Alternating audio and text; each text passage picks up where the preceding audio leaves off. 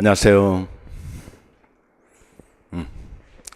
자, 우리 행자의 접근 방법 들어와 가지고 공부하고 있는데 오늘 페이지 나갈 것은 152페이지죠.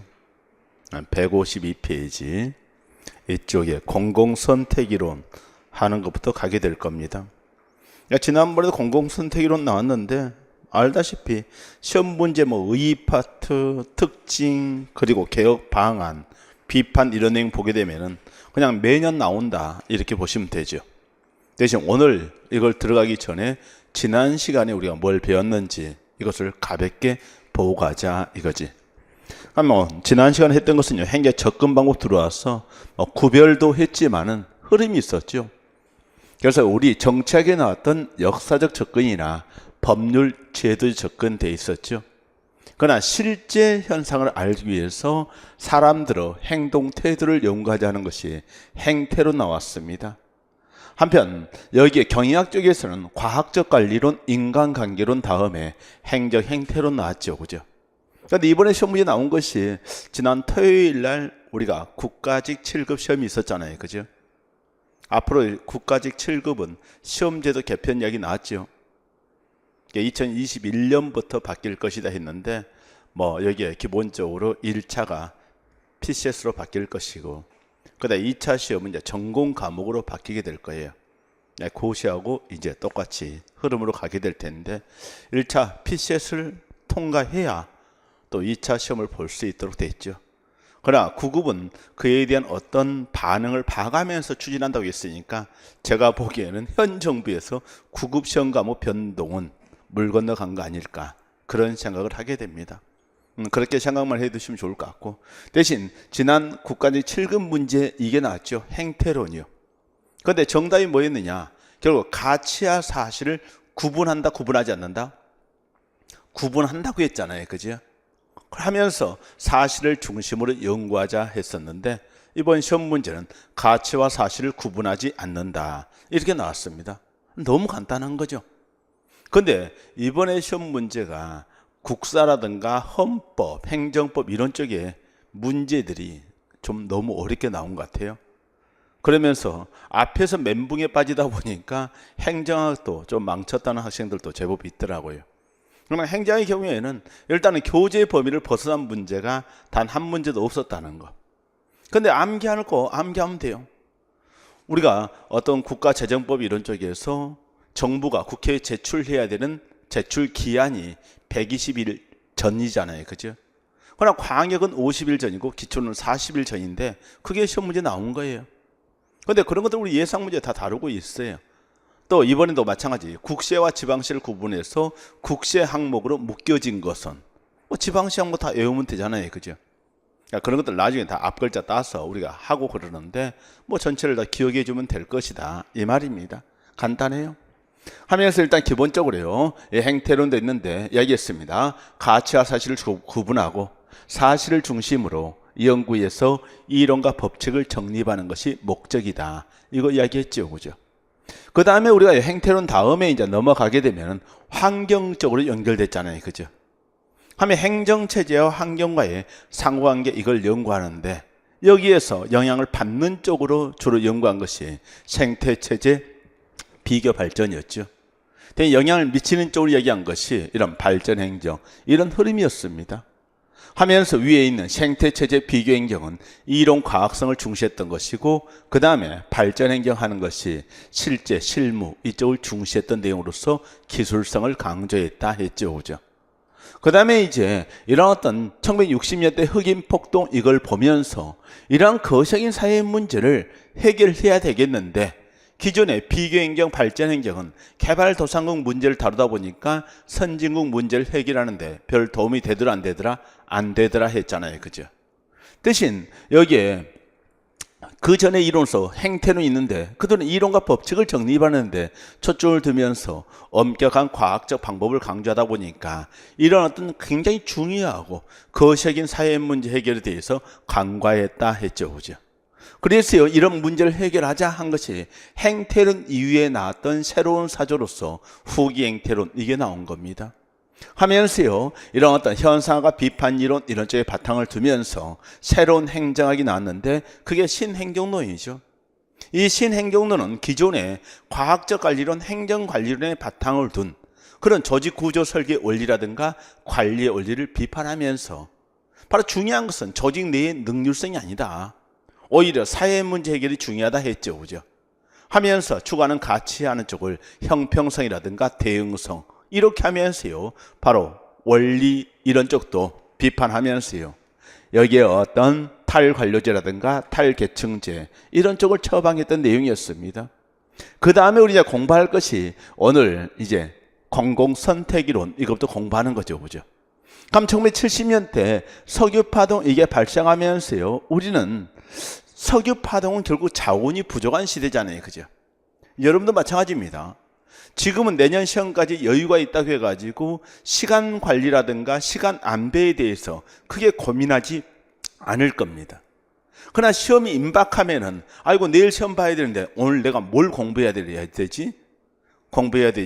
이런 생각을 많이 하잖아요. 그죠?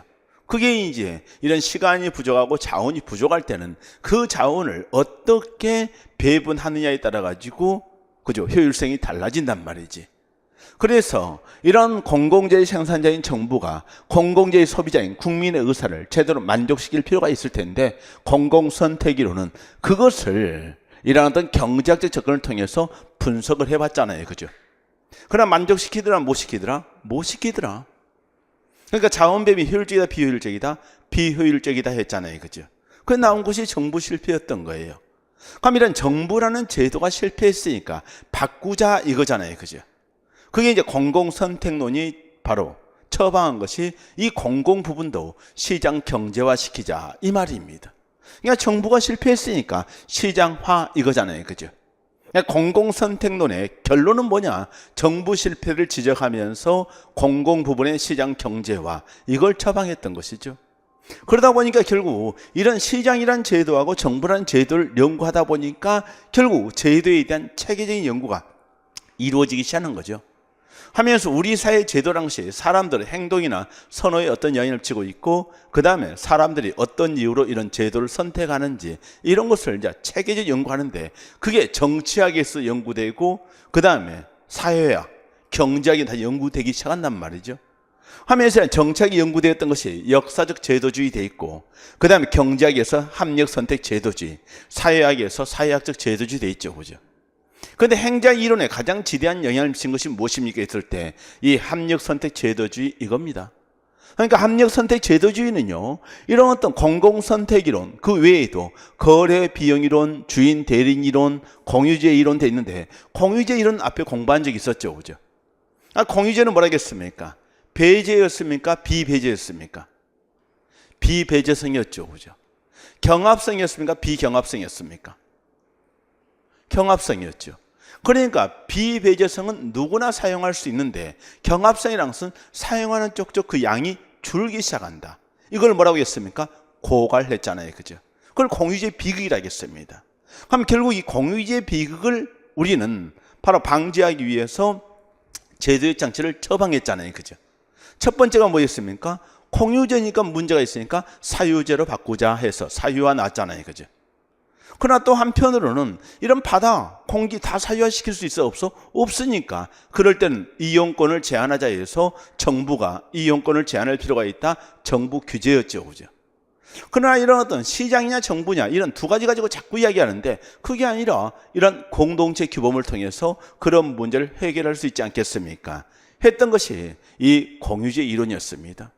자, 그러면 우리는 공유제 이론 이거 외에도 이 공공선택 이론, 거래비 이론, 주인 대리인 이론 이들이 이제 여러 가지 어떤 제도 장치를 처방할 거 아닙니까? 그죠?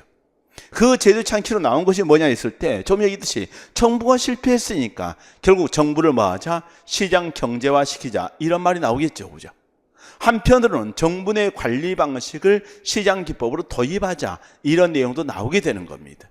그러니까 제도 장치를 바꾸자는 거지. 그런데 시민사회도 생각을 해볼 수 있는데 그래 나온 것이 뭐였습니까? 먼저 정부의 관리 방식을 바꾸자 하는 것이 NPM이죠. 그죠? 그게 New Public Management 나온 겁니다. 신공공관리론 돼 있죠. 그죠? 한편 정부 내의 관리 방식이 아니라 정부의 어떤 통치 방식도 바꿔야 된다. 이게 있는데 그 내용이 뭐가 되겠습니까? 뉴 거버넌스 되는 거죠. 그죠? 그냥 기존의 정부 중심의 일방적인 통치 방식은 많은 문제가 있다는 겁니다. 그래서 정부와 시장과 시민 사이의 협력적 통치를 중시한 것이 뉴 거버넌스였죠. 그죠? 한편 NPM이라는 말을 자꾸 쓰다 보니까 댄 하르트라는 학자는 야, 행정의 경우에는 관리가 중요한 게 아니야. 국민에게 봉사하는 게 중요해. 해서 뉴 퍼블릭 서비스라는 말을 쓰면서 NPS라는 말이 나온 거예요. 그러니까 비교할 때 이제 나중에 이런 게 나오겠죠. 그죠? NPM과 뉴 거버넌스 비교, NPM과 NPS 비교, 이런 내용이 나올 것이고, 물론 NPM은 뭐가 비교하겠습니까? 기존의 전통적인 관리 방식과 비교하겠죠. 그죠? 또 뉴 거버넌스는 뭐와 비교하겠습니까? 기존의 전통적인 통치 방식과 비교하는 거예요. 자, 이런 생각을 하면서요. 아, 우리가 지금 신제도주의 이런 쪽을 공부하는 이유가 이와 같이 여러 가지 어떤 제도 장치의 문제가 있을 때 그 제도를 바꿔 나가는 것까지 생각을 해볼 필요가 있다, 이 말입니다. 자, 그러면요, 오늘 우리가 이제 152페이지 공공선택인 이쪽으로 가야 되잖아요. 그죠? 물론 여러분들한테요, 전에 어떤 걸 배웠는지 잠시 칠판 판서 내용만 우리가 스킵하는 식으로 한번 봐보실래요? 과학적 관리론, 시간 동작 연구, 분업 전문화, 차별적 성과급 제도 하면서 과학적 관리 원리 돼 있죠. 그죠? 하면 이런 내용들이 행정관리론에 영향을 미친다 했었죠. 그죠? 접근 방법은 상향적이냐 하향적인 차이가 있었고요. 그 다음에 이외에 인간관계로 나왔죠. 그죠? 조명실험, 계정기 조립실험, 면접, 건반 배선 작업실 하면서 이런 사회적 욕구를 중시했고 비공식 집단을 중시했죠. 그죠? 하면서 과학적 관리와 인간관계는 공통점도 있고 차이점도 있었는데 그건 교제를 통해서 파악했던 것이고요. 그 다음에 인간의 행동 태도를 보다 과학적, 체계적으로 연구하자 한 것이 행태로 나왔었죠. 행태로는 뭘 비판했습니까? 원리 접근법에 제시했던 원리들이 과학성이 있다 없다? 없다고 했죠. 그죠? 보편성이 있다 없다? 없다고 이야기했던 거잖아요. 그죠? 그러면서 우리는요, 이런 어떤 과학적인 연구를 통해서 이론과 법칙을 만들자 는 것이 사이먼의 행정 행태론에 있고, 행정 자체는 의사결정으로서 가치와 사실을 내포하고 있지만 연구 대상에서 주관성이 개입되는 가치 문제는 제외했다. 이 내용이 굉장히 중요했죠. 그죠? 연구 방법은 논리 실증주의 이야기하면서요, 연역적 추론과 귀납적 검증을 통해서 이론과 법칙을 만들자 했습니다. 그렇게 하면서요, 뭐 문제점 이런 것들을 이야기했고요. 그 다음에 이제 행정 생태론 가면은 결국 사회는 농업사회, 산업사회 둘로 나누다가, 그죠? 중간에 있는 전이사회 나왔고요.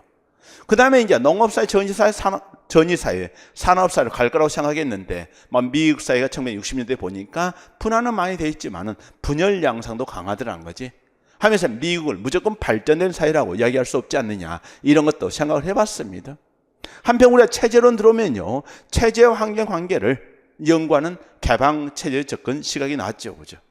하면 체제론 접근 방법에서 이 개방체의 특징을 제시한 것이 이런 어떤 시간이 흘러가면서 생존균형 조화를 유지하는데 동태적 항상성도 있고 엔트로피 변성을 계속 제거한다 했었죠. 그죠?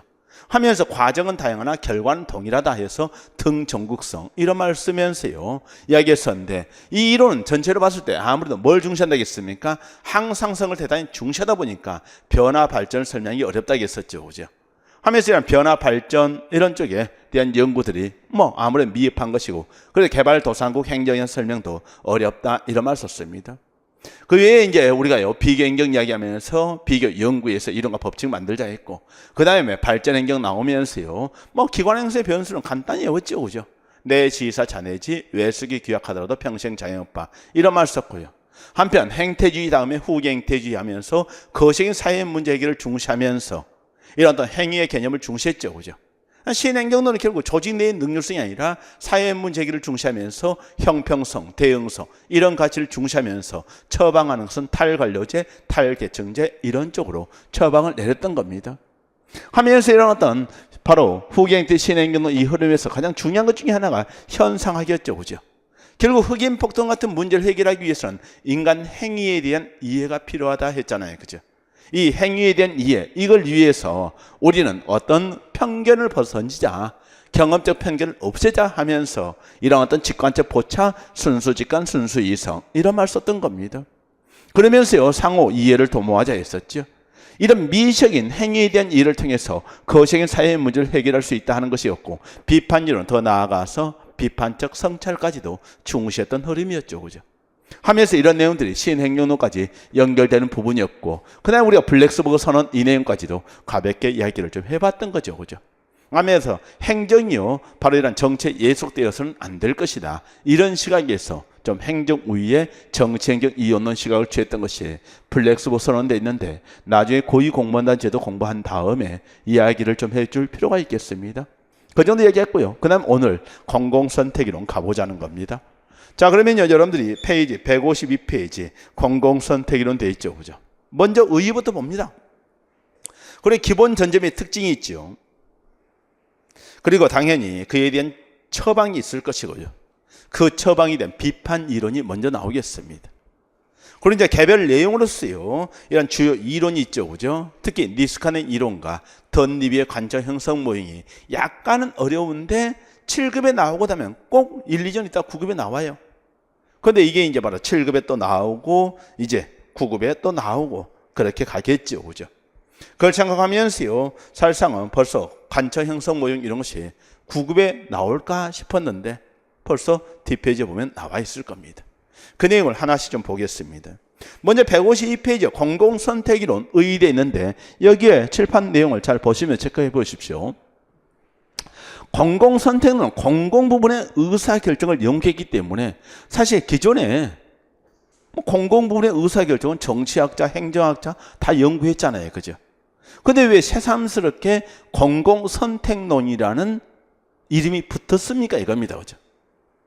사실상은 공공선택론은요, 조직이론이냐, 인사행정이냐, 재무행정이냐, 이런 얘기를 하다 보면 어느 한 분야로 넣기 참 어렵거든요.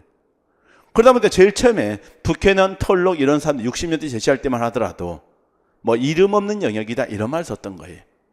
그러다가 행정에서요, 이게 가장 지대한 영향을 미쳤던 연구가 처음에 71년 이 연구가 있고 73년대 있는데, 특히 73년요. 처음에 73년 빈센트 오스롬 돼 있죠. 그죠? 바로 빈센트 오스롬이 있고 엘리너 오스롬이 있단 말이죠. 두 사람이 부부관계라고 했었는데 나중에 바로 그 말 그대로 여성학자인 엘리너 오스트롬이 노벨 경제학상을 받게 됩니다. 그런데 여기 이제 노벨 경제학상을 받는 사람이 아니라 여기는 빈센트 오스트롬이죠. 한 빈센트 오스트롬 미국 행정학의 지적인 위기란 말 썼어요. 지적 위기 썼죠, 그죠? 한 미국 행정은 문제가 있다는 겁니다. 그냥 뭐가 문제가 있는데 이거잖아요, 그죠? 경제학적 접근을 취하다 보니까 어떤 얘기를 많이 하겠습니까? 당연히 공급이 있고 뭐가 있을 것이고 수요가 있을 것이고, 공급은 누가 한다겠습니까? 생산자가 할 것이고 이거잖아요. 그죠? 수요하는 것은 소비자의 수요가 나올 것이고 이겁니다. 그럼 이럴 때 생산자는 당연히 정부가 되겠죠. 그죠? 뭐니까요? 공공재니까요. 또는 공공서비스니까요. 공공재 또는 공공서비스, 여기서는 생각하시면 됩니다. 그럼 이럴 때 소비자 하는 것은 누가 되겠습니까? 당연히 국민이 될 거 아닙니까? 그죠? 이거예요.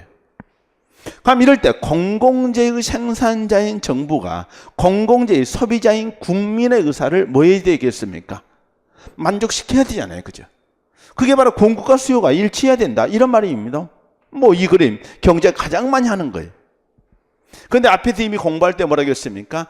어떤 이유로 과소 공급이 된다든가 과다 공급이 되면 뭐라고 했습니까? 실패라고 했잖아요. 그죠?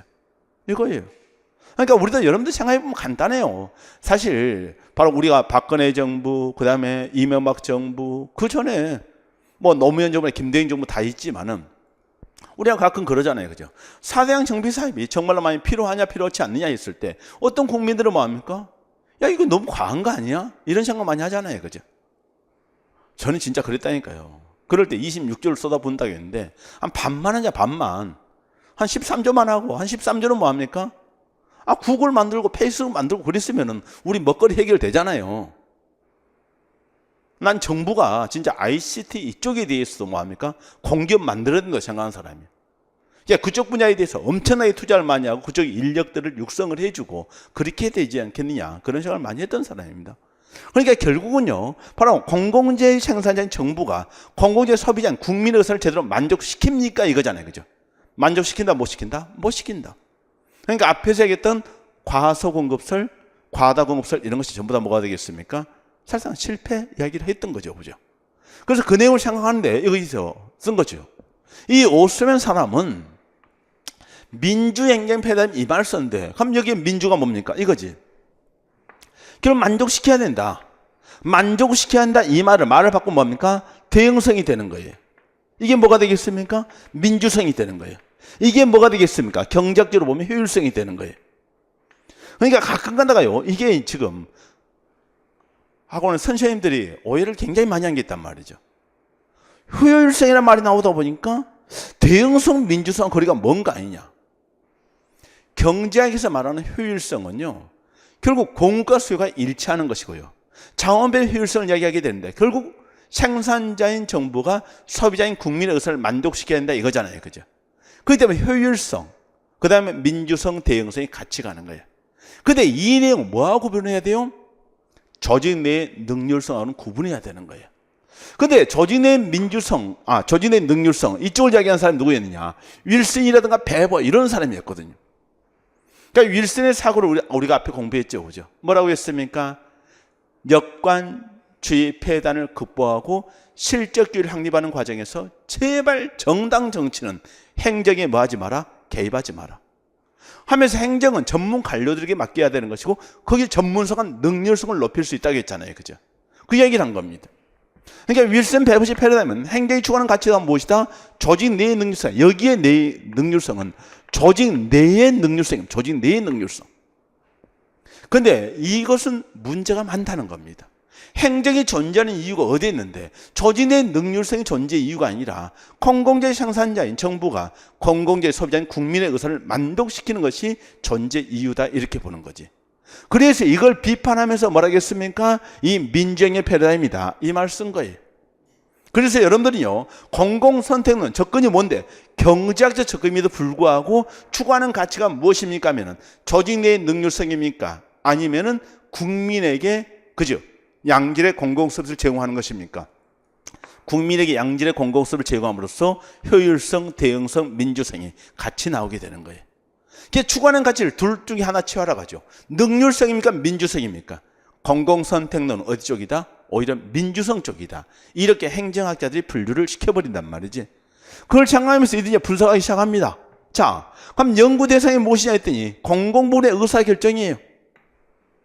그럼 공공부문의 의사결정이 뭡니까? 국회에서 의사결정이라든가 정부 내 의사결정인 거예요.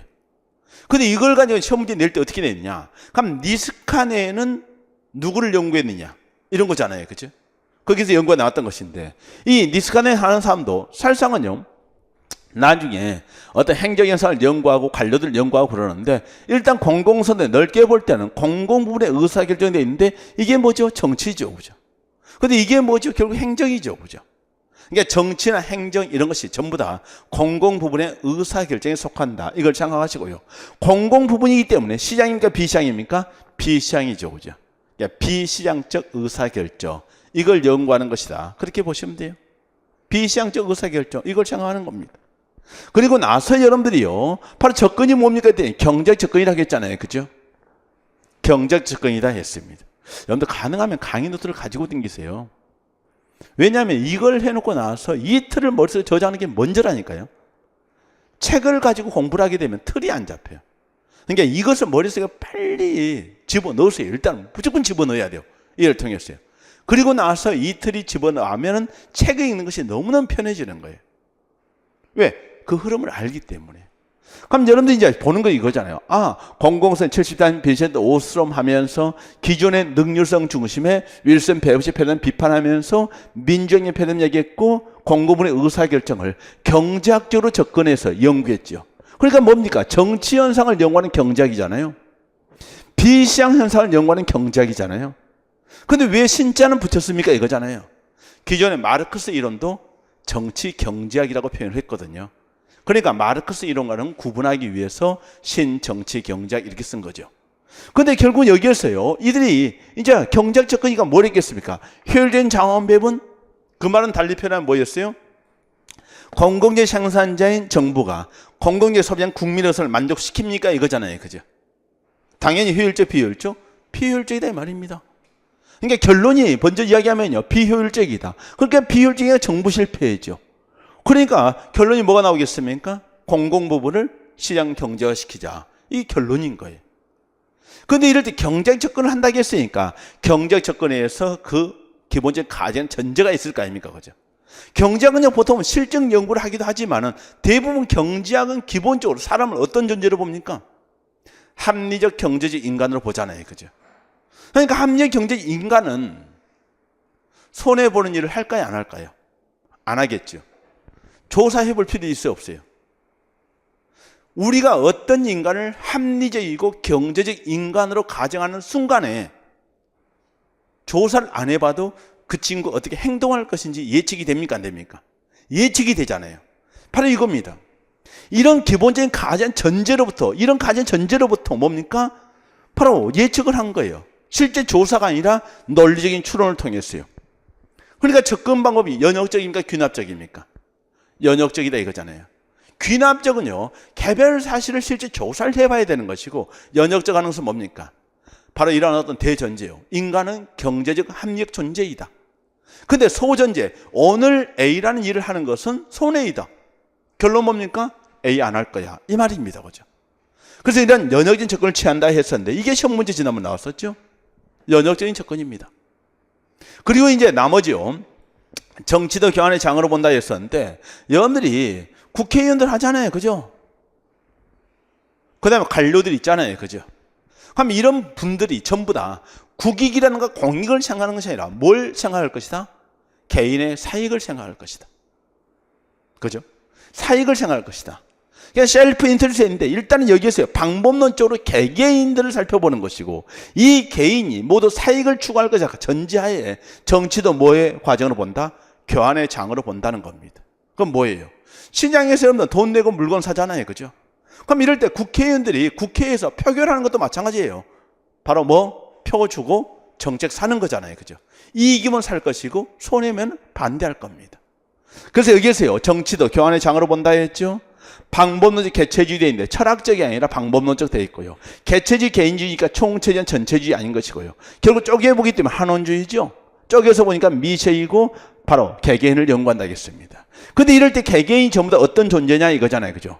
합리적 인간 돼 있는데 사실상은요. 가끔은 좀 애매한 게 있어요. 정치인들은 경제적 이익을 극대화시킬까요? 아니에요. 의외로. 정책이 돈 엄청 써가면서 뭐합니까? 야, 뻗어나게 국회의원 한 자리 하려고 하잖아요. 그죠? 비례대표 보게 되면은 바로 돈 몇십억 써가면서 뭐합니까? 하거든요. 그럼 꼭 그걸 경제적 욕구라고 이야기하기 어렵잖아요. 그죠? 그게 좀 애매한 거예요. 그렇지만 기본적인 시각은 뭐입니까? 인간은 합력이다 보니까 결국은 그걸 모두 경제적 효용으로 바꿔버리면은 어차피 경제적 합력 인간이다. 이런 말도 가능합니다. 다만 일단 여러분들은요. 정치인은 표의 극대화, 관료는 예산 극대화, 국민의 효용 극대화 이런 말 썼는데 바로 이 경제적이라는 말은 약간 논란이 될 수 있어요. 이 생각을 좀 해주는 거예요. 그죠? 논란이 되는 것은요. 논란이 되는 것으로 알고 계시면 되는 겁니다. 그렇지만 기본은 뭐다? 경제적 합력 인간으로 본다 이 말이지. 자, 여기까지 오게 되면 여러분들 이것이 전부 다 뭐냐? 다 시험 문제야. 시험 문제 만들려고 하면 여기에서요. 수없이 쏟아낼 수 있어요. 그죠? 공공선택론의 기본적인 가정이나 볼 수 없는 것은 국가이익 극대화 맞습니까? 국가이익 극대화가 아니잖아요. 개인의 사익에 극대화잖아요. 그죠? 귀납접근 아니잖아요. 방법 총체주의 아니잖아요. 그죠? 연구 대상은 조직이다? 조직이 아닙니다. 조직 속에 있는 뭐지? 개인이지. 그러니까 여기에서 얼마든지 문제를 만들어낼 수 있다는 생각을 해주는 거죠. 추구하는 가치는 조직 내적 능률성이다. 잘못이다. 오히려 그죠? 조직 외적 측면에서 민주성. 물론 자원별 효율성 써도 잘못은 아닙니다. 자, 그러면 이 내용을 바탕으로 해서 이들의 결론이 뭐였습니까? 이거 복잡하니까 너무 생각하지 말자. 제가 좀 전에 설명을 했습니다. 공공재 생산자인 정부가 공공재 소비한 국민의 의사를 제대로 만족시킨다? 못 시킨다? 못 시킨다. 그래서 여기에서 비대응성, 비반응성, 비민주성, 비효율성 다 나와버린 거죠. 그러면서 우리는요, 제도라는 것이 몇 가지요? 한 3가지 생각해 볼 수 있는데, 정부가 있고 시장이 있고 시민사회가 있다는 거죠. 그럼 정부와 시장과 시민사회에서 정부가 실패했으니까 이거잖아요. 그죠? 치유층은 일단 뭐부터 나오겠습니까? 시장부터 나오겠죠. 그죠? 그래서 나온 것이 공공부문의 시장 경제화요. 이것 가지고 모든 게 다 해결돼요. 시장의 논리를 알아야 돼요. 시장 가면은 여러분들이 가장 중요한 게 뭡니까? 시장 가장 중요한 거. 이익 봤으면 돈 내는 거.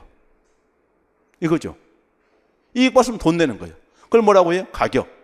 수익자 부담 원칙이요. 시장이 가장 우리한테 시장이 긍정적 작용한 게 뭘까요? 경쟁이요. 너 마음에 안 들면 딴 데 갈게 이겁니다. 그죠? 근데 정부는 그게 잘 돼야 안 돼요? 잘 안 되잖아요. 서방 서비스 마음에 안 든다고 딴 데 가서 서방 서비스 구매할 때가 있어요? 없어요? 없잖아요. 내가 서울에 살면서 서울시청 서비스가 마음에 안 든다고 해서 그냥 쉽게 경기도나 이쪽으로 이동하기가 쉽다 어렵다? 어려운 거잖아요. 그죠? 그게 뭐예요? 정부는 독점이란 말이지. 그러니까 시장 경제인 거예요. 그래서 여기에서 이 시장 경제와 이 말의 가장 핵심이 뭐가 되느냐? 가격과 경쟁이 되는 겁니다. 가격이란 말을 이제 바꾸어서 수익자 부담 원칙 되겠죠. 그죠? 자, 그래서 가격과 경쟁 이 두 가지를 중심으로 이야기를 하게 되는데 교수책은 이렇게 가격과 경쟁이라는 말을 쓰지 않고요. 이제 뭡니까? 그것을 다시 그죠? 바꾸어서 쭉 이야기를 해놔요. 그럼 그걸 염두에 두면서 첫 번째 봐보자. 1번에 있죠. 좋은 점을 하겠습니까? 공공재 생산자인 정부는 공공재 소비자인 국민의 의사를 뭐 할 필요가 있다? 만족시킬 필요가 있다 했잖아요. 그죠? 그러니까 추구하는 가치가 뭐라겠습니까? 효율성이라는 말 썼지만은 대응성, 반응성, 민주성이었죠. 그죠? 추구하는 가치. 그래서 오스트롬의 민주행정 패러다임까지 나온다는 겁니다. 그래서 공공선택론에 추구하는 가치가 무엇입니까? 하면은 민주성입니까? 능률성입니까? 이렇게 비교하면 뭐가 되는 거예요? 민주성이 된다는 겁니다. 우리가 능률성은요, 그냥 별 수식어 없이 행정에 쓰게 되면 대부분 조직 내에 투입분의 산출의 비율을 의미하는 거예요. 앞에서 말한 대로 하게 되면 X 효율성 이쪽이 되는 겁니다. 그죠? 그걸 생각했고요. 그냥 가격대인데 수익자 부담 원칙 돼 있죠. 그죠? 우리가 앞에 공부할 때 이런 거 생각납니까? 조세를 부담하는 사람이 소비 혜택을 누리지 못하니까 바로 조세 이게 분리돼 있죠. 그죠? 그래서 조세 저항이 발생한다. 그럼 뭐예요? 과성 가는 거잖아요. 그죠? 그럼 이럴 때 야, 조세를 부담하는 사람이 소비 혜택 누리도록 하자. 간단하네요. 그게 뭐죠? 돈 냈으니까 혜택 보도록 하자. 수익자 부담 원칙이죠. 그죠? 이거예요. 이거 공부한 적 있었죠. 이익과 손해 분리요. 그럼 이런 이익과 손해, 이익 본 사람의 손해 부담을 하지 않으니까 주구장창 요구한다겠죠. 그죠? 초과 수요요. 그러니까 이럴 때, 야, 이익 본 사람이 뭐 하죠? 비용 부담하도록 만들자. 수익자 부담 원칙이잖아요. 그래서 이런 어떤 초과 수요라든가 이런 걸 다 없앨 수 있다는 거잖아요. 그죠? 그래서요, 여기에 수익자 부담 원칙, 응익 원칙, 이익 원칙 돼 있는데 정부의 보통 조세 체계는 어떻게 되어 있습니까? 소득세, 법인세 다 능력되는 사람이 내는 거잖아요. 그죠? 소득 없으면 돈 안 냅니다. 소득세는요. 그러니까 여기에 능 원칙이란 능력 원칙이 아니라 이익 본 사람이 돈 내자에 의해서 응익 원칙, 이익 원칙 돼 있는데 이런 것이 결국은 뭐 동일한 여건이기 때문에 동일하게 대우하자는 쪽으로 가는 거예요. 그죠? 이게 수평적 형평성이죠. 문제점 생겼죠? 돈 없으면은 정부의 공공 서비스 받을 수 있다 없다? 없다는 겁니다. 그래서 약자 보호가 안 되는 거예요. 그러니까 수직적 형평성을 저해한다 했는데 이게 이제 시험 문제가 되죠. 그죠? 어떤 책은 형평성을 높인다고 합니다. 오소원 교책이요. 어떤 책은 형평성을 저해한다고 합니다. 그러니까 형평성 개념이 뭡니까? 그만큼 논란이 되기 때문인 거예요. 수평인지 수직인지 논란이 되다 보니까요. 그러니까 여러분 정확하게 이렇게 하면 되겠죠. 그죠? 수평적 형평성을 높일 수 있겠으나 약자 보호가 된다 안 된다? 안 된다 해서 수직적 형평성을 저해한다. 이렇게 기억을 하면 되는 거예요. 더 가보죠. 경쟁이죠. 우리는 여러분들이 경쟁하게 되면은 다수를 썼잖아요. 그죠? 근데 기존의 정부 조직은요, 바로 서울에 살면 서울시청 가서 서비스 받아라. 그죠? 그 다음에 경기도 살면 경기도청 가서 서비스 받아라. 이 내용이잖아요. 정부 부서 전부 다 뭐합니까? 국방 서비스는 국방부가 제공합니다. 서방 서비스는 뭐합니까? 소방청이 제공합니다. 그죠? 그러니까 이렇게 전부 다 그 서비스를 담당하는 기구가 하나씩 돼 있단 말이죠. 왜 하나를 두겠습니까? 갈등을 없애려고요. 행정관리 이쪽이 가장 중요한 것은 뭡니까? 갈등, 이걸 없애서 조정을 해나가는 것이거든요. 그러다 보니까 기존의 정부적인 대부분 독점 상태로 되어 있는 거예요. 그러나 독점은 뭡니까? 결국 소비자의 의사를 제대로 만족시킨다, 못 시킨다? 못 시키는 거잖아요. 그죠? 마음에 안 들면 딴 데 갈 수 있어야 되는데 그게 안 되는 거예요. 그래서 여기에 다양한 조직장치를 두자. 상황에 따라서 조직 설계도 달라져야 된다 했어요. 정부만 고집하지 마시고 준정부, 비정부, 시민공동체 다 활용을 해보자는 겁니다. 하면 권한을 분산시켜라. 그냥 기존의 관료제, 계층제가 아니라 탈관료제, 탈계층제, 권한은 분산시켜 나가는 거죠. 그러면서요, 관할권이 중첩되어 있는데 이 내용이 좀 어려울 수 있죠. 그죠? 그래서 제가 이걸 질문을 학생들이 많이 하더라고요. 권한은 분산시키고 관할권은 중첩시키고 머릿속에 잘 안 들어온다는 거예요. 그래서 이게 뭐냐 했더니 그림을 한번 그려봤어요. 자, 우리가 기존의 정부조직은 뭡니까? 아까 얘기했죠. 내가 서울시에 살고 있으면은 서울시청 가서 뭐합니까? 서비스 받아라. 이런 말 될 수 있겠죠. 그죠? 근데 관할권을 분리시킨다 하면 A, B, C, D 이렇게 분리를 시켜놓고 나서요. 지역별로 이것도 독점적 구도라고 보시면 되는 거예요. 그러니까 이것도 뭐는 되겠습니까? 권한은 분산이 되는 거예요. 그러나 관할권이 뭐 되어 있습니까? 분리되어 있죠. 그죠? 이쪽은 완전히 국가 혼자서 하는 것이고요. 그죠? 이쪽은 지역별로 분리를 시키긴 했는데 이것이 어떤 관할권은 분리가 되어 있는 상태에서 결국 이 D 지역에 사는 사람은 D로부터 서비스를 받을 수밖에 없단 말이죠. 그죠? 그래서요, 관할권의 중점은 뭐냐? 자, 4개를 다 두기를 하는 거예요. 4개를 다 두기를 하는데, 이럴 때 내가 예를 들어서 어디 지역에 있다? 그럼 여기에 있다. 말이야, 갑이라는 사람이. 그럼 이럴 때 갑이라는 사람, A의 관할권이 어디입니까? 여기죠. 그럼 A로부터 서비스를 받을 수 있겠네요. 그죠? 그 다음에 여기에 B의 관할권이 어디입니까? 그럼 이럴 때, C의 관할권 돼 있으니까, C로부터 서비스를 뭐합니까? 받을 수가 있는 거잖아요. 그죠? 만약 여기에 있는 사람이라 하면은 여기에 우리라는 사람이라 하면은 A로부터 받고 B로부터 받고 C로부터 받고 D로부터 받고 그러니까 관할권이 중첩이 되어 있다는 것은요 각각의 기관에게 권한을 분산시킨다 하더라도 관할권의 중첩을 통해서 뭡니까? 우리가 선택을 할 수 있다는 겁니다. 생각하면서 대한민국에 여러분들이요 뭐 스마트폰을 사겠다 하게 되면은 나는 A라는 지역에 사니까 무조건 삼성가만 써야 됩니까? 아니잖아요. 에어컨을 산다고 했을 때 내가 어느 지역에 산다고 해가지고 꼭 A 회사 에어컨만 사야 된다 그런 게 있어 없어? 없잖아요. 그게 뭐냐? 다 관할권의 중첩이고 경쟁인 거예요. 그래서 여러분들은요 지금 처방하는 건 뭡니까? 이거지. 바로 하나가 아니라 여러 개 기관을 두는 건 맞습니다. 그죠? 그냥 그 기관들에 뭐가요? 관할권이 뭐 돼 있다? 이같이 중첩을 시켰다 이거잖아요. 그죠? 그러니까 이런 내용들은 저희가 보게 되면 뭐 교책에 있는 것이 아니라 여러분들 질문하기 때문에 제가 이제 다시 설명을 위해서 만들어 본 그림입니다. 그죠? 그럼 이제 여기에서 여러분들 알겠죠. 그죠? 관할권은 중첩이 돼 있대. 권한은 뭡니까? 하나의 기관이 아니라 여러 기관에게 분산을 시켰다 이거지. 그러니까 권한은 분산이고 관할권은 중첩이다. 이렇게 봐주면 되는 거예요. 자, 그래서 여기까지 오는 것이 다수 하면서요. 다수의 장치를 두니까 이게 가효성입니다. 행정에서는요, 여분의 걸 두는 것을 리던던시라고 하잖아요. 그죠? 하면서 이런 어떤 정부, 준정부, 비정부, 시민 공동체에 권한을 분산시키고 관할권은 중첩되어 있는데 행정에서 가장 큰 문제는 이런 경우죠. 여러 기관을 두게 되면은 생각해 보세요. 서로 싸울까 안 싸울까? 싸울 수밖에 없는 거예요. 이거 A 거다, B 거다, C 거다, D 거다 하면서 서로 싸울 수밖에 없는 거잖아요. 그죠? 이런 경우에 좀 덜 싸워요. 하나만 있으면 싸울 일도 없고요. 그죠? 그러나 권한은 분산되고 관할권이 중첩이 되어 있으면 갈등이 생길 수밖에 없다는 거야. 공공선택론을 그랬어요. 원래 전통적인 행정시각에서 보게 되면 이런 갈등을 많이 유발하기 때문에 많은 문제가 있는 처방이라 볼 수도 있겠죠. 그죠? 관료제가 아니라 탈관료를 처방했고 계층제가 아니라 탈계층제를 처방했잖아요. 그러면서 이런 어떤 갈등을 많이 유발했기 때문에 문제가 있는데 어떻게 해소할래 이거잖아요. 완전히 바뀌었네요. 기관 간입니다. 기관 간 갈등 돼 있죠, 그죠? 기관 간에 갈등이 생길 수 있다. 왜?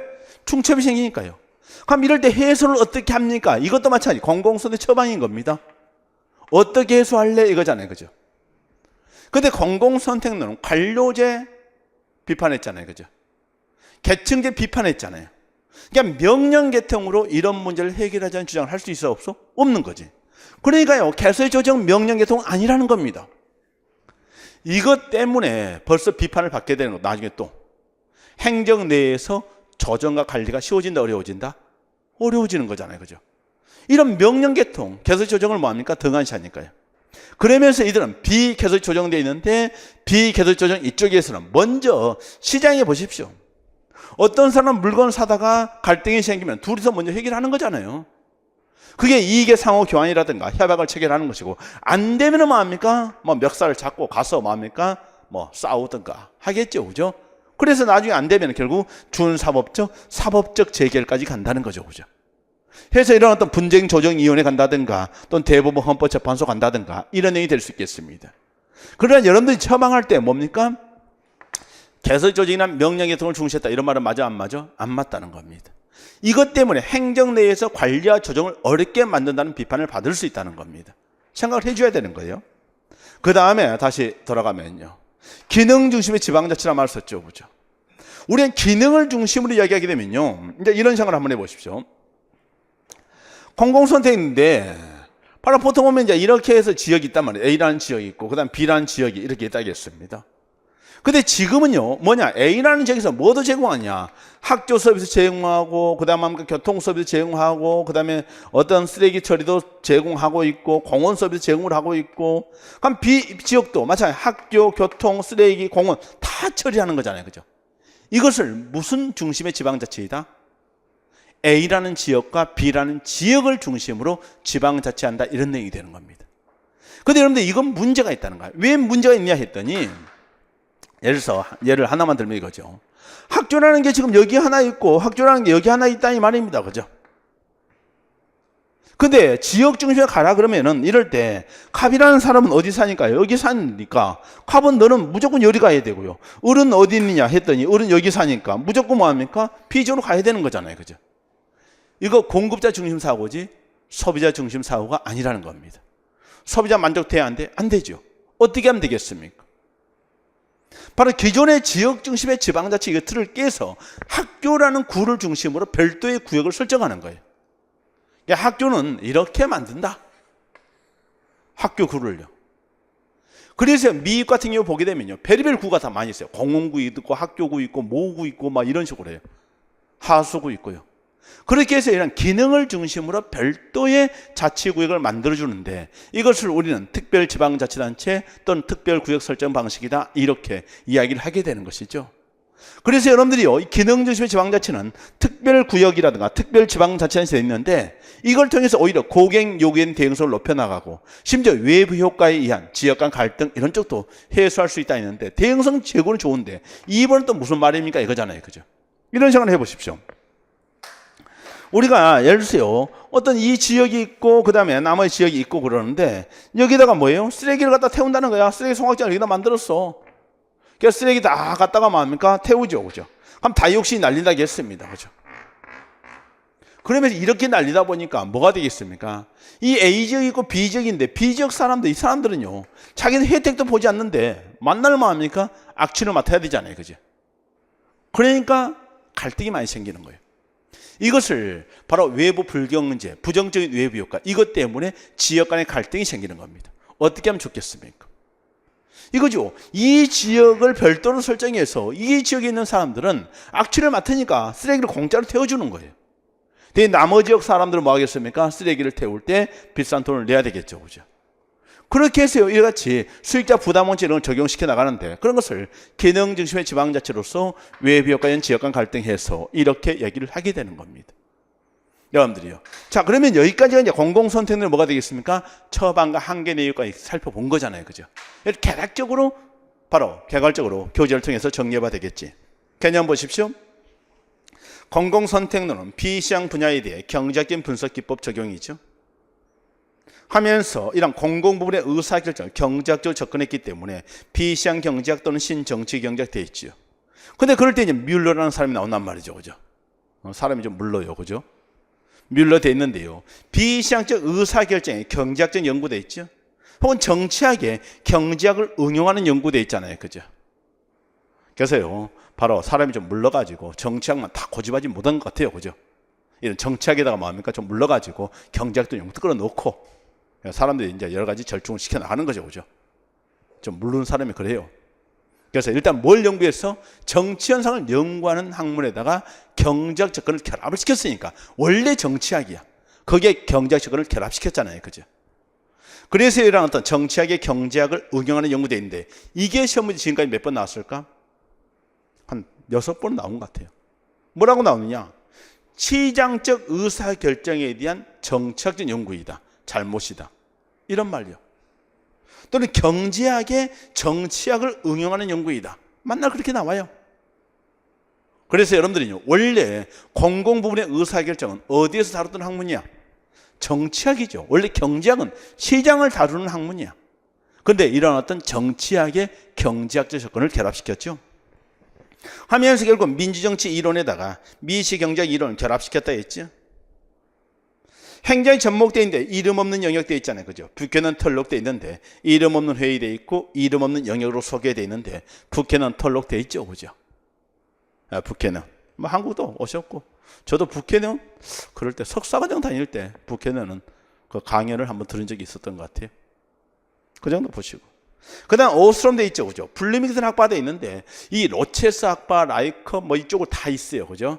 버지니아 학파 쭉 돼 있는데 우리 행자에 가장 중요한 것은 이 블루밍턴 학파, 오스트롬이기 때문에 그것만 써놓은 겁니다. 그럼 이럴 때도 마찬가지. 여러분들은요 얼마든지 암기는 해줘야 된다는 거야. 야 블루 오션 이렇게 해서요 블루밍턴 학파, 오스트롬도 기억을 해두는 거예요. 그죠? 그러니까 조금 전에 공부했잖아요. 그죠? 오스트롬 하면서 블루 오션 생각하면서 보시고요. 물러 돼 있잖아요. 그죠? 사람이 물러요. 그러니까 정치학만 고지면 못해요. 경제학 직원을 결합시켰고요. 그 다음에 이제 오스트롬 돼 있는데 거기에서요 윌슨 베어부시 패러다임을 비판하면서 거기에 이제 어떤 민주행정 패러다임을 주장했죠. 그죠? 어제 기본 전점이 특징되어 있죠? 정치는 뭐로 본다? 교환의 장으로 본다 했습니다. 그죠? 하면서요 이런 어떤 시장과는 약간 차이는 있죠. 그죠? 그게 1번 이런 것들입니다. 거래에 참여하지 않는 사람들에게도 영향을 미치는 것이 일반적 되어 있죠. 2번 1인 1표 되어 있고 3번 되어 있는데 정치적인 결정은 뭡니까? 이 법안을 통과시킬까 말까 이거잖아요. 그죠? 그래서 상호 배타적인 대안 중에서 하나를 선택하는 총괄적 결정은 되어 있고요. 2번 중요하죠. 정부를 공공재 생산자로 보고 국민을 공공재 소비자로 보는 것이고 당연히 이런 어떤 소비자를 만족시킬 수 있는 최선의 제도 장치 설계를 중시하는 거죠. 방법은 개체주의 되어 있죠. 그죠? 철학적 개인주의가 아니고요. 방법론적 개체주의 되어 있고요. 합력 경제 인간관 되어 있죠. 약간 논란이 될 수 있겠으나 기본은 그렇게 설명하고 있다고요. 연역적인 접근 되어 있죠. 하면서 결국 공공 부분의 의사결정이 어떤 결과를 가져오는지를 분석했잖아요. 그죠? 그게 공공정책의 파급 효과를 분석했다. 이런 말이 되는 겁니다. 그걸 생각했고요. 뒤에 넘어가세요. 행정개혁 방안돼 있죠. 그죠? 시민 참여 및 고객 요구엔 대응성 제고돼 있죠. 다원 조직체와 같은 제도장치에 중시되어 있는데 바로 이런 조직 설계 해결성을 타파하고자 하죠. 상황 적응적 접근 이쪽을 이야기했습니다. 그리고 적정한 공급력의 설정이 관할권의 중첩과 권한의 분산을 중시했다 했는데 충분히 설명했죠. 그리고 비개설 조정되어 있는데 개설 조정이 아니라 비개설적이에요. 당사자 간 일단 해보고 안 되면 제3자 개입했고요. 시장 메커니즘 하면서요. 결국 자원배분 효율성을 도모하죠. 파레토 최적 상태 도모 이런 말입니다. 지역 중심이 아니라 기능 중심의 지방자치 이야기했는데요. 옆에 날개에 문제 하나 보고 갈까요? 공공선택의 특성에 해당하지 않는 거 돼 있죠. 그죠? 해당하지 않는 거. 방금 개체주의 일단 기억 들어가면 안 되잖아요. 그죠? 기억 빼야죠. 국가 의지가 강조되어 있는데 공공부문의 의사결정은 어떻게요? 개개인의 이 극대화 쪽으로 간다고 했잖아요. 그죠? 국가 의지 강조. 잘못이네요. 그래서 방금 개체주의 일단 들어가야 되고 니엄 빠져야 될 것이고 부서 목표의 극대화 아니죠. 뒤에서 나올 겁니다. 경찰청의 목표는 치안 유지예요. 그럼 경찰청에 근무하는 공무원들이 치안 유지를 위해서 일하면 그건 잘못이 아닙니다. 오히려 자신의 이익 극대화를 추구하니까 문제지요. 그래서 여기에서요. 부서 목표 극대화 아니죠. 대신 부서 예산 극대화는 맞습니다. 합력 경제적인 인간관 맞고요. 교환으로 정치 맞죠. 예산의 극대화는 맞죠. 부서 예산 극대화예요. 그래서 그런 정도 생각하는데요. 뒤에서 더 나올 겁니다. 비판돼 있죠. 인간관은 없어요. 결국 인간을 경제 인간 이렇게 보는 것은 너무 협소하지 않느냐. 모두 사익을 추구한다 이렇게 보는 것은 바로 문제 있지 않느냐 이거잖아요. 그죠? 공익을 위해서 봉사하는 소방관들, 진짜 그 위험 부담을 무릅쓰면서 뭡니까? 그죠? 사람의 생명을 위해서 일하는 사람들 생각해 보시자는 겁니다. 그죠? 형평 얘기했죠. 수평적 형평성 고려 안 하. 약자 보고 된다 안 된다? 안 된다 했어요. 이런 수익적 형평성 고려가 잘 안 된다는 거지. 3번 이야기했지요. 결국 개설 조정 이쪽을 간과하잖아요. 그죠? 행정의 관리와 조정이 곤란돼 있고요.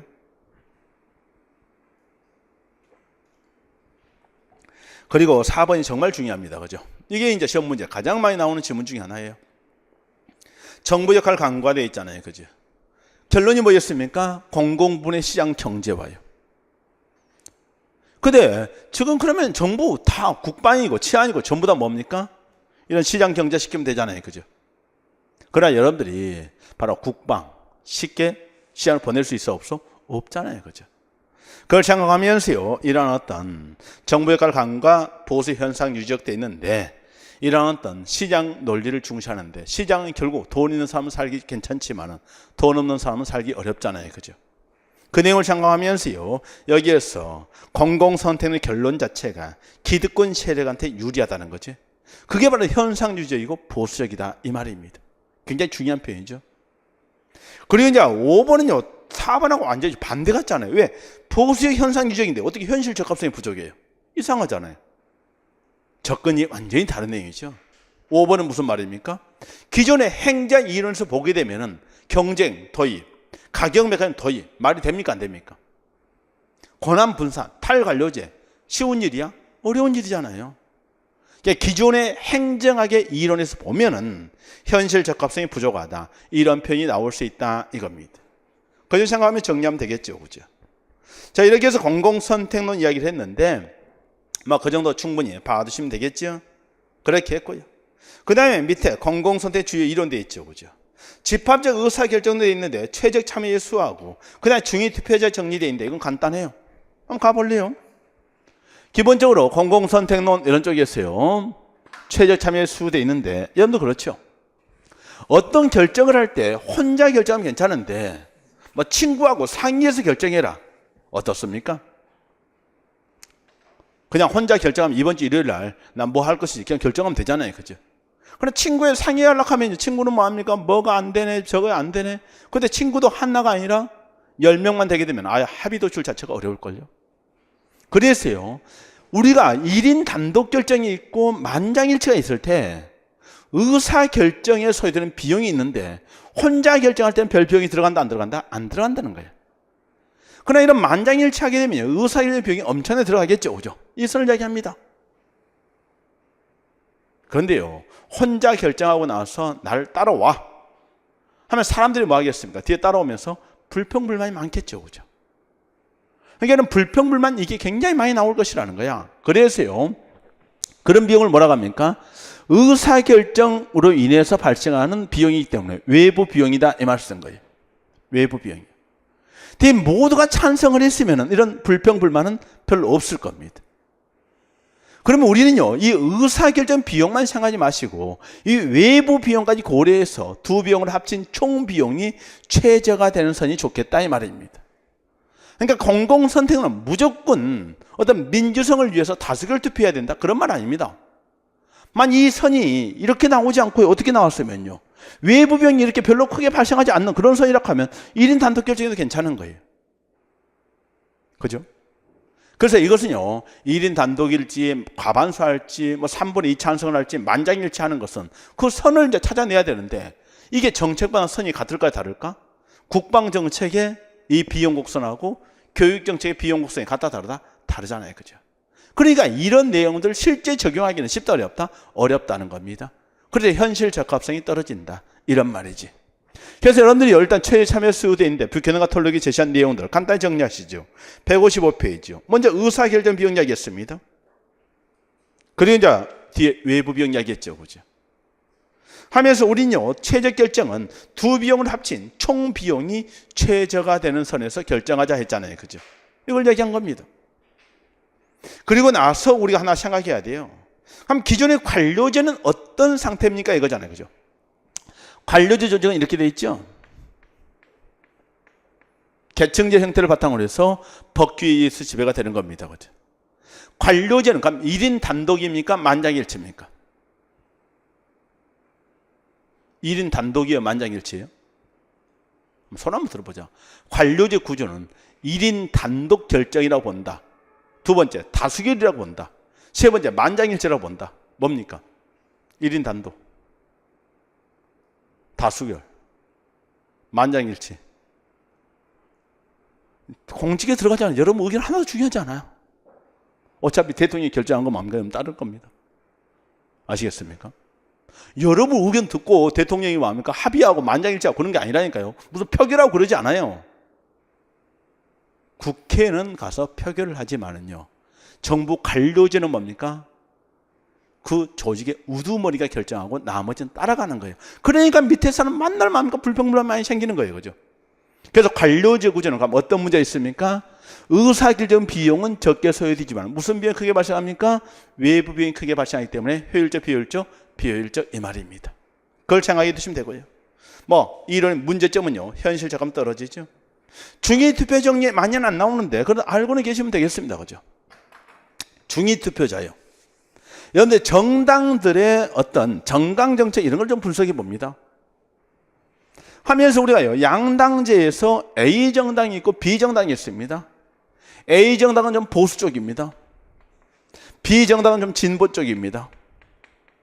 근데 사람들의 성향을요, 바로 보수부터 진보가 쭉 순서 나열했는데 이 조직은 지금 5명이 있습니다.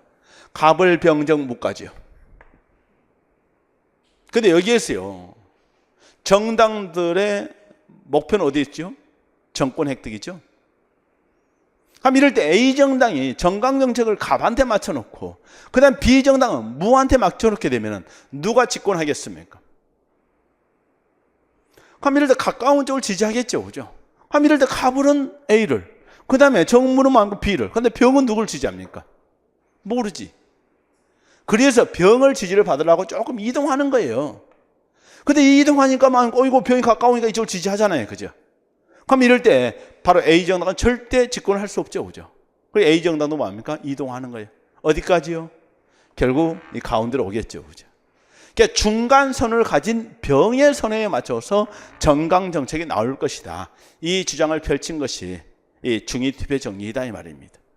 그런데 이 중위투표 정리는 어디서는 안 맞다는 겁니까? 다당제 제도하에서는 안 맞다는 거야. 왜 안 맞습니까? 했더니 다당제는 이렇게 돼 있죠.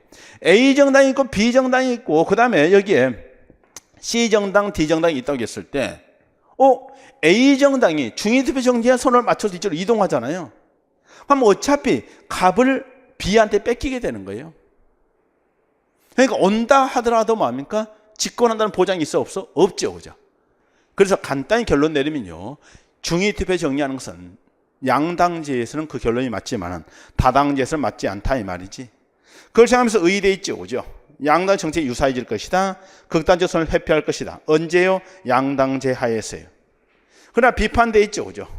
이 투표 선호의 강도와 크기를 고려하지 못했다는 거. 그리고 로모와 로젠달이 이론돼 있는데 가끔은 사람들이 전부 또는 전무 전략 이런 걸 구사해서 극단적인 것이 선택될 때도 있더라. 이런 말입니다. 그죠? 하면서 중위투표 정리는요, 결론은 뭐라겠습니까? 양당제 하에서 그런 결론입니다. 다당제는 안 맞다고 했습니다. 그 다음에 관료제 예산 낭비론 돼 있죠. 그죠? 니스칸의 이론과 더네의 관청 형성 모형 이게 가끔 출제가 된단 말이지. 그러나 니스칸의 이론하는 것이요, 조금 어려운데 어떻게 보면은 우리 시험과 관련해서 공부한다면요, 결론만 공부해도 되기 때문에 그렇게 어렵진 않아요. 일단 봐봅니다. 니스카네는 뭐라 하겠느냐 하게 되면, 니스카네는 관료들은 어차피 자신의 효용 극대화를 추구할 것이다. 어차피 니스카네는 관료들이 누구의 효용을 추구한다? 자신의 효용 극대화를 추구할 것이다. 이렇게 본 겁니다. 근데 여러분들도 앞으로 공직에 들어가면요, 과연 여러분들의 효용을 좌우하는 것이 뭐가 있을까요? 여러분도 공직에 들어가면 뭐 하고 싶어요? 일은 편하고 싶죠? 그죠? 돈은 많이 벌고 싶죠?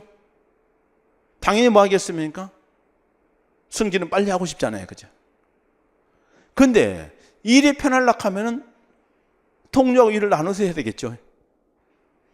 뭐가 있어야 돼요? 예산이요. 승진 빨리 하고 싶죠? 위에 자리 많이 만들어야 될 거 아닙니까? 그죠? 뭐가 있어야 돼요? 예산이요. 이런 것들. 그래서요, 가만히 보니까 어차피 관료들이 이런 효용을 얻기 위해서 승진도 하고 일은 편하고 그래서 다 하고 싶은데 그것을 좌우하는 중요한 요소가 뭐냐 했더니 부처 예산이라는 거야. 그래서 예산이 커지면 이런 말씀입니다. 예산이 커지면 관료들의 효용은 최소한 같거나 커진다는 겁니다. 밑으로 줄지는 않는다는 거야. 이걸 단조 증가함수 이런 말 썼습니다. 단조 증가함수. 그러니까 이런 내용도 보면서요. 좀 어려워요. 아니 이게 자체가 개념인 거예요. 바로 예산이 커지면 절대적으로 관료 효용이 줄지는 않을 것이다. 같거나 커진다 했죠. 그죠? 그냥 쉽게 생각하면은 예산 많아지면 효용도 커질 것이다 이 말입니다. 자, 그러면요, 여기에서 이 부처 예산 이걸 생각하면서요, 이런 접근을 좀 했죠. 그럼 이럴 때 생산자, 판매자 대 부처 관료돼 있죠. 국방 서비스는 어디세요? 국방부였어요. 교육부 서비스는 어디세요? 교육부였어요. 이 말입니다. 부처 관료가 있죠. 그냥 소비자, 구매자가 누구냐 했더니 결국 국민이죠. 근데 국민들은 직접 이걸 구매하는 것이 아니라 누구를 대신 구매해달라고 보냅니까? 정치인들요. 의회 의원들요. 여기에서 니스카는 이론이 좀 문제가 있어요. 어차피 정치인들도 뭡니까? 자신의 이익을 추구할 텐데 니스카는 뭐라고 했냐? 정치인은 어차피 표의 극대를 추구할 거야. 표의 극대를 얻기 위해서는 누구의 의사를 반영해야 돼? 국민의 의사를 반영해야 돼. 그래서 여기에서 정치인과 국민은 같은 편이 됩니다. 니스카는 이론에서만큼은 같은 편이 된다는 거야. 일반적인 공공선택에서는 같은 편이 아니라는 거야. 그러나 니스카는 이론에서만큼은 같은 편이죠. 그러면서 공공자 이쪽으로 생산 공급될 것이고 바로 국회는 예산을 주겠죠. 그죠? 근데 여기에서 쌍방 독점이란 말이 나와요. 무슨 말입니까? 부처 관료는 의회가 아니면 예산을 받아올 때가 있다 없다? 없다는 거예요. 그리고 이 의회 의원들은 이 부처 관료가 아니면 공공지를 구매할 때가 있다 없다? 없다. 그러니까 서로 하나뿐이잖아요. 그죠? 그걸 쌍방 독점이에요. 그런데 쌍방 독점 관계에서 생산자, 소비자 이야기하면 누가 더 많은 정보를 가지고 있겠습니까? 물론 공공재 생산에 관한 정보죠. 그죠? 공공재 생산에 관한 정보 이것은요. 거기에 생산량과 생산 비용에 대한 정보는 당연히 관료가 많이 가지고 있을 것이다. 생산자가 많이 가지고 있을 것이다 이겁니다. 그래서 부처 관료 유리하다 했죠. 그럼 부처 관료는 뭐 하겠습니까?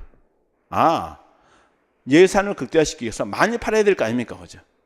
그러니까 거기에서요. 바로 그 비대칭 정보를 이용해서 기회쟁취를 보이는데 이로 인해서 자원비용이 비효율적이다. 2배 가격의 과다 생산이 된다. 이겁니다. 여기까지가 사실상 구급에서 할 거예요. 딱 하나는 뭐냐? 관료들의 예산 극대화 추구 성향 때문에 효율적, 비효율적? 비효율적. 국민의사 만족된다, 안 된다? 안 된다. 끝이거든요. 근데 이 내용이 157페이지 보게 되면요.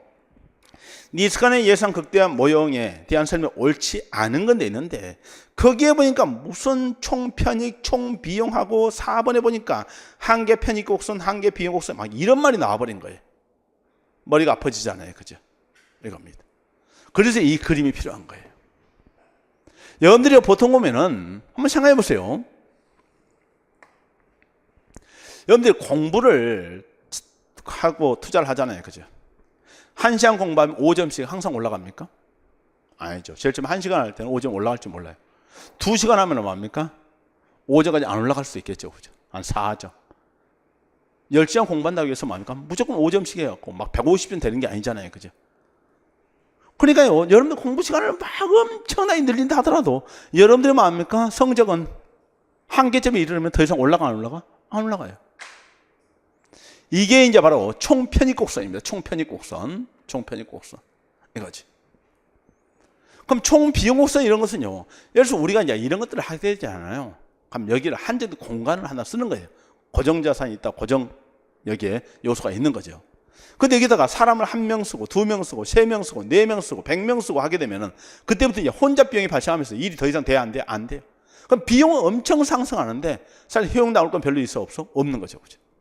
그래서 총비용선 이렇게 했는데 우리는요 총편익과 총비용 이걸 뺀 것이 뭡니까? 순편익이잖아요. 그럼 순편익을 당연히 극대화시켜야 됩니다. 이게 총편익이죠? 총비용이죠? 이 순편익을 극대화시키는 거 이게 사회효생 극대화잖아요. 이 지점이 가장 이상적이라는 겁니다. 여기를 넘어가면 뭐가 되겠습니까? 순편익이 줄고 있잖아요. 그죠? 순편익이 준다는 것은 무슨 말일까요?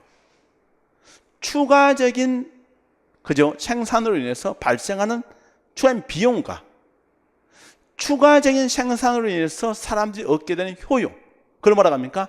한계 효용이요. 그럼 이게 순편익이 줄고 있다는 것은 추가 비용이 더 많다는 거예요. 그죠? 그러니까 한계 비용이 더 크다 이 말입니다. 여기서부터 커지죠. 이 지점에서요, 이게 딱 이 부분들이 이쪽은 한계 편익이 더 크죠. 여기는 한계 비용 여기 있습니다. 그러니까요, 이쪽으로 가면 갈수록 점점 더 이게 커지기 시작하는 거예요. 커지기. 근데 이 시험 딱 넘어가는 순간부터 뭐가 됩니까? 한계 비용이 한계 편익을 더 초과하잖아요. 그죠? 이때부터 뭡니까? 이 순편이 줄기 시작하는 거예요. 줄기 시작하겠죠. 그죠? 그래서 우리가요, 순편익 극대화, 사회후생 극대화, 총편익의 총비용을 뺀 순편익 극대화 지점은 뭐가 되겠습니까? 한계 비용 곡선과 한계 편익 곡선이 일치하는 선이 된다는 거야. 경제학을 공부할 때는 설명 자체를 안 해도 돼요. 이거 경제학에서 나오는 얘기니까. 그러나 이제 구급에서는 봤을 때 여러분들 이런 생각을 하시면 된단 말이지. 이 그림을 간단히 보세요. 여기서부터는 순편익이 증가합니까? 줄기 시작합니까? 줄기 시작하잖아요. 그죠? 왜 줄까요? 이거란 말이지. 콜라 한 잔을 내가 마셨는데, 그죠?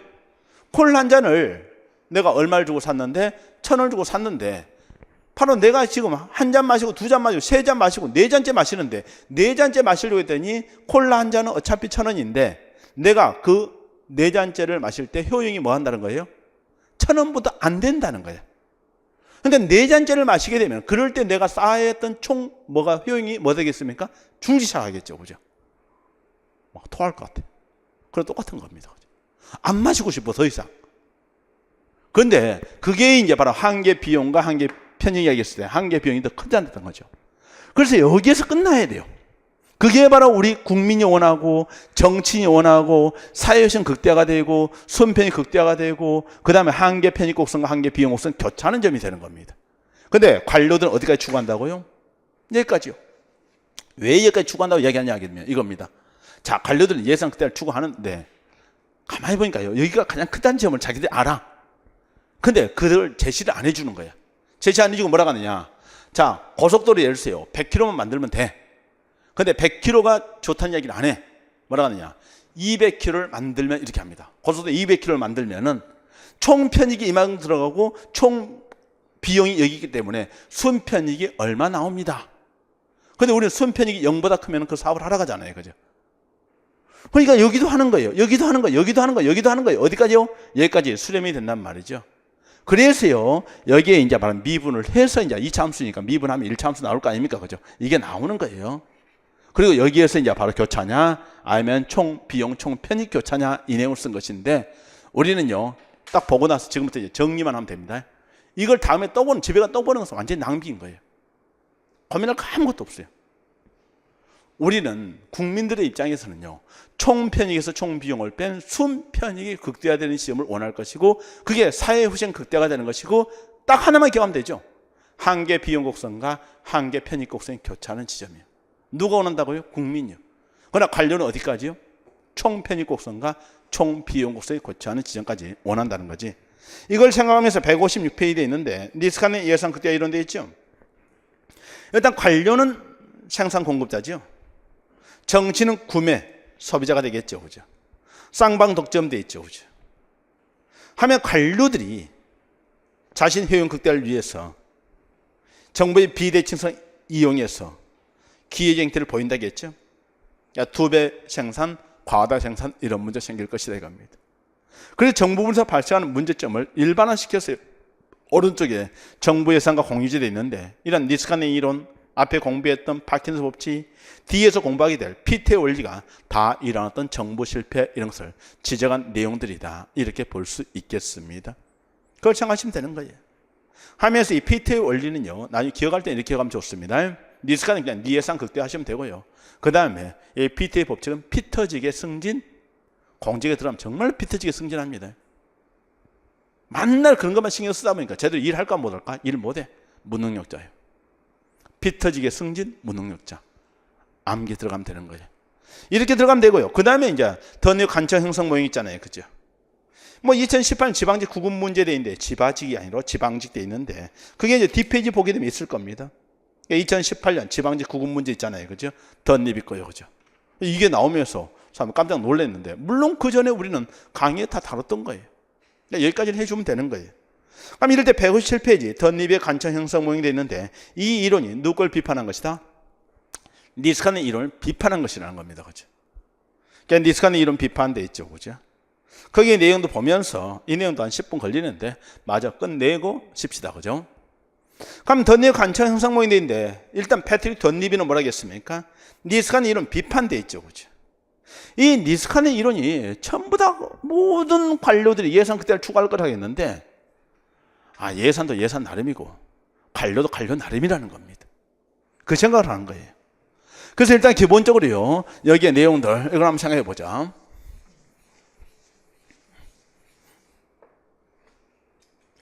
그러니까 덧입의 관청 형성 모형은요. 이렇게 했습니다. 관료들은 효용 극대화를 추구한다. 그 말 좋아. 이것은 어차피 니스카는 이론과 똑같아. 그러나 관료 효용을 결정하는 변수가 부처 예산 하나만 가지고 아니라는 겁니다.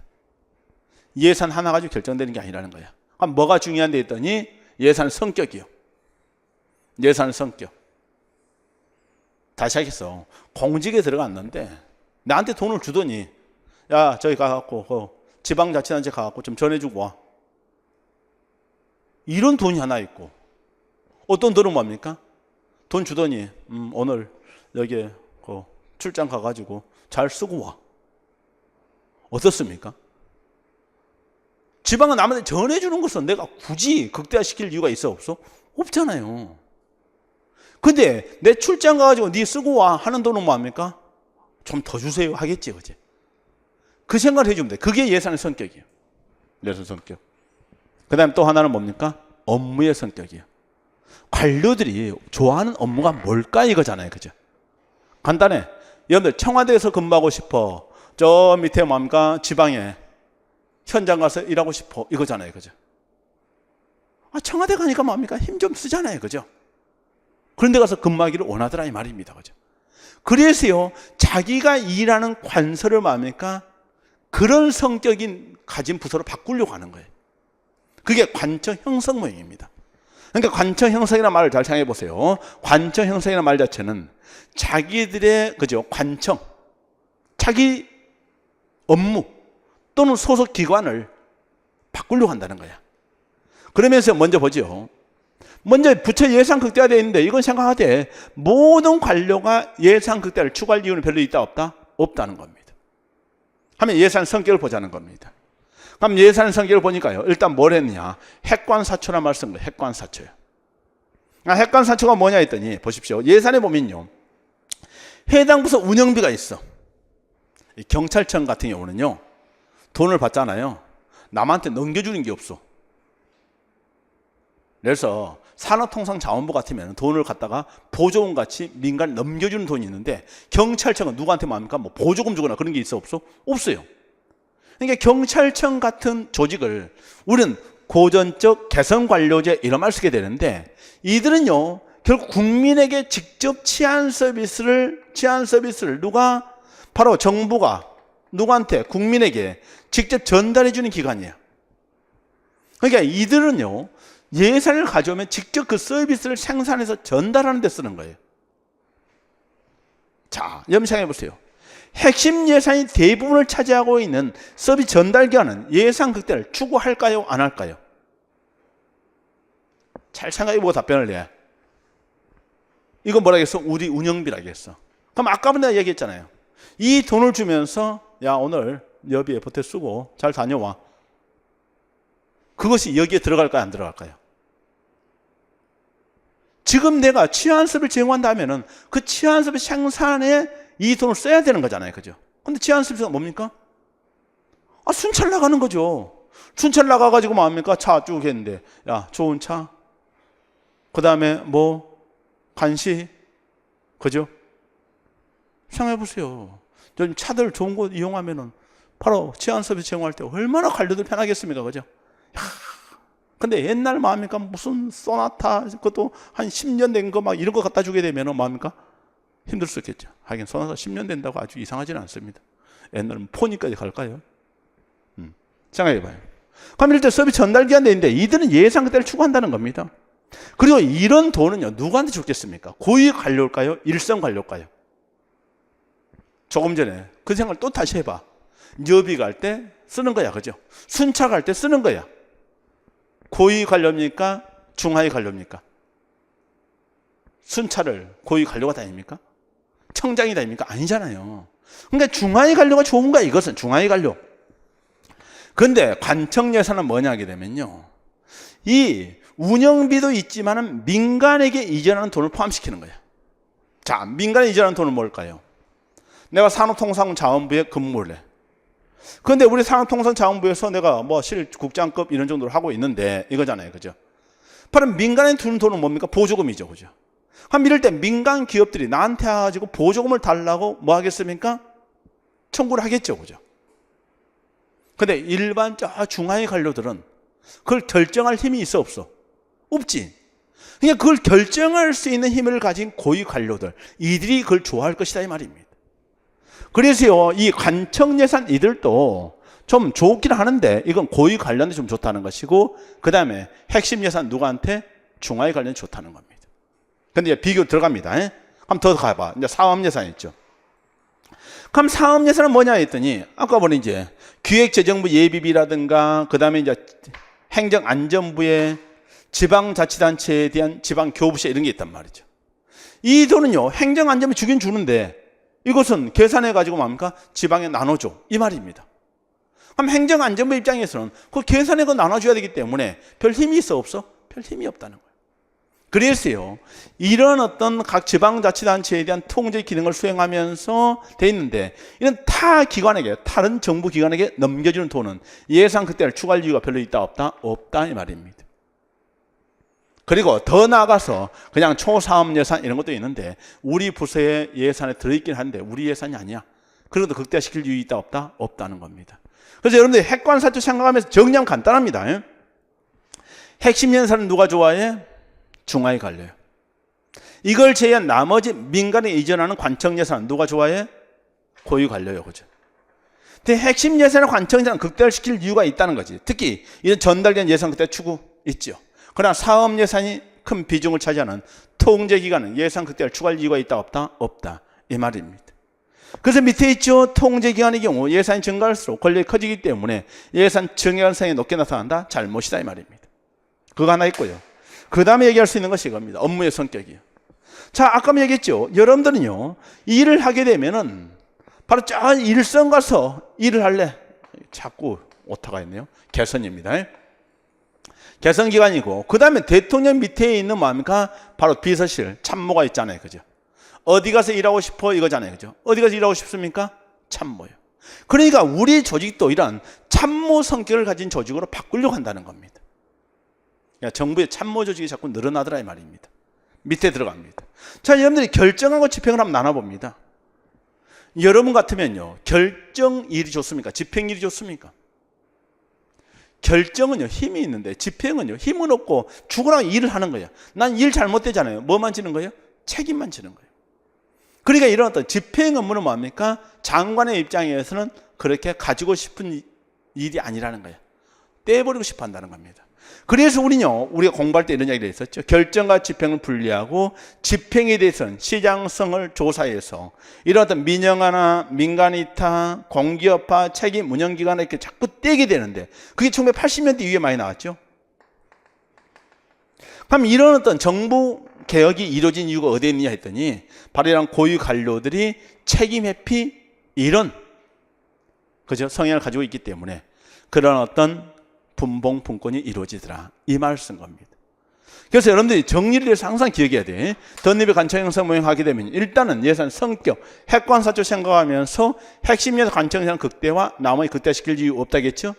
그리고 핵심 예산은 중하위 관료한테 좋고 관청 예산은 고위 관료 좋은 것이고, 그 다음에 이런 전달기관은 예산 극대화를 추구하나 통제기관은 예산 극대화를 추구할 이유가 없다는 것이 했고요, 그죠?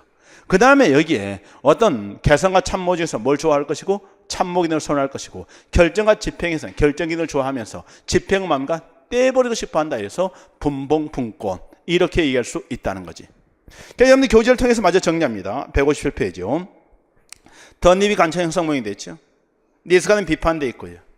니스간의 모형이 관련 효용하면서 편의성의 진위는 중요성 무시하고 있고 부족한 차이점을 고려하지 않고 있다는 거죠. 하면 관청 형성 전략돼 있는데 예산이 이용돼 있죠. 그죠? 핵관사조 생각하면서요. 관료 예산 극대화 전략돼 있죠.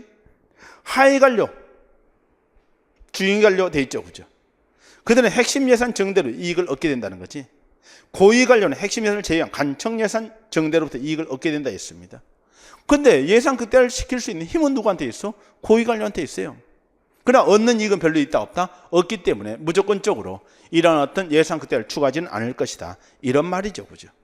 그러니까 다른 방을 찾게 되는데 그게 관청 형성 전략이었습니다. 뒤에 넘어갔어요. 기관별 예산 극대화 전략도 있죠. 핵심 예산이 큰 비중을 차지하는 전달기관 예산 극대화 추구하나 다른 공공기관에 이전하는 지출에 큰 비중을 차지하는 통제기관은 예산 극대화 동기를 찾기 힘들다 했죠. 그죠?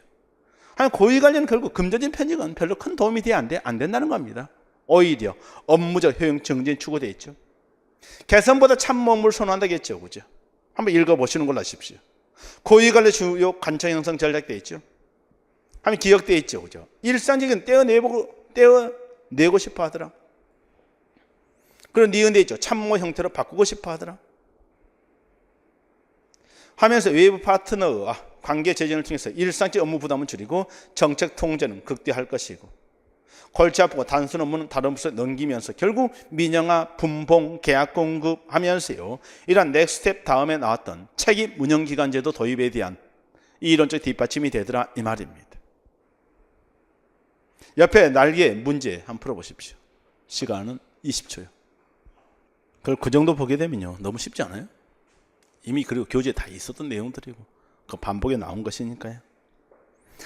하면서 여기에 1번 돼 있는데 결국 떼내기고 싶어 한다. 제 작년 책도 봐도 이 지분 그대로 있습니다. 그러니까 그런 것들을 그대로 보시고요.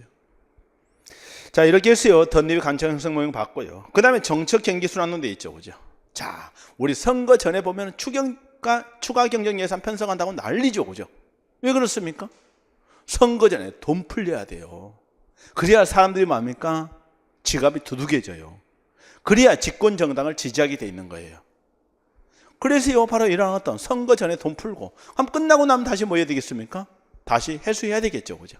이러한 선거 주기, 이런 것이 결국은요, 이런 어떤 경제 순환에 영향을 미치더라는 거지. 그걸 정치적 경제 순환 이론, 이렇게 얘기한 겁니다. 가볍게 생각이 되겠습니다. 자, 여기까지 해서 우리가 공공선택론 관련된 내용을 살펴봤는데 결국 이 공공선택론도 어느 범죄에 속해요?